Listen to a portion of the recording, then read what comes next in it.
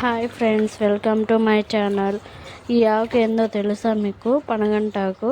ఇదైతే ఎక్కువగా పల్లెటూరులో పొలం పగట్ల మీదే ఉంటుంది. ఇప్పుడైతే ఎక్కడైనా పండిస్తున్నారులేండి. మామూలుగా అయితే పొలం గట్ల మీద ఇంకా గుంటల్లో అక్కడ ఉంటుంది. టేస్ట్ అయితే బాగుంటుంది, కంటికి కూడా మంచిది. ఇది ఎలా చేయాలో ఇప్పుడు చూపించబోతున్నాను. ముందుగా అయితే పనగంటాకు తీసుకొని సన్నగా తరుక్కోవాలి. తరుక్కున్న తర్వాత దాన్ని బాగా నీట్గా వాష్ చేసుకోవాలి. ఎందుకంటే ఈ నేల మీద పండుతాయి కదా, ఇసుక ఎక్కువ ఉంటాయి ఆకుకూరలో. కాబట్టి మనము ఒకటికి 4 సార్లు అయితే నీట్గా వాష్ చేసుకోవాలి. వాష్ చేసుకొని పక్కన పెట్టుకోవాలి.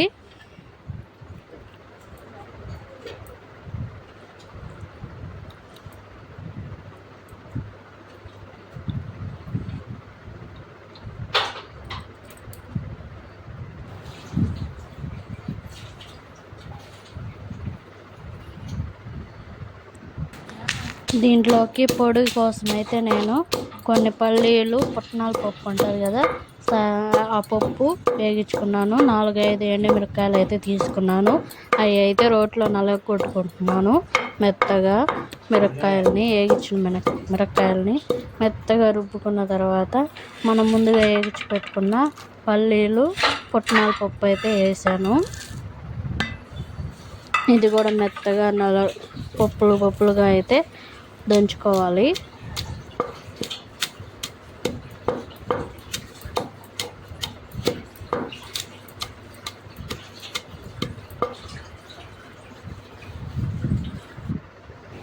దంచుకున్న తర్వాత 5 వెల్లుల్లి రెబ్బలు అయితే తీసుకొని దాన్ని కూడా దంచుకోవాలి. దాంట్లో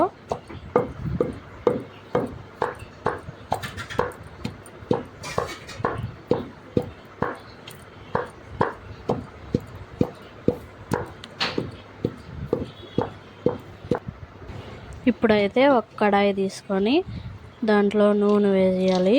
ఇది నూనె బాగా కాగిన తర్వాత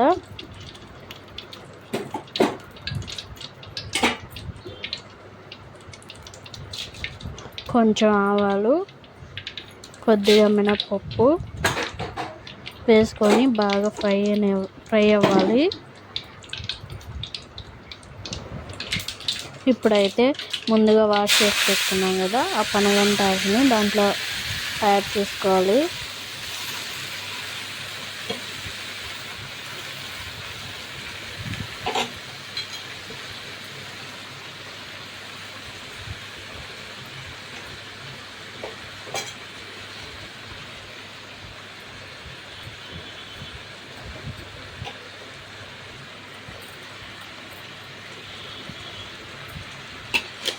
ఇప్పుడు బాగా కలబెట్టుకోవాలి.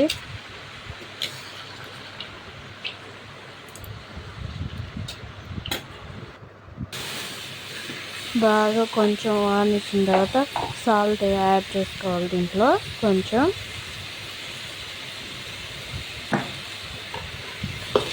యాడ్ చేసుకొని బాగా ఫ్రై చేసుకోవాలి.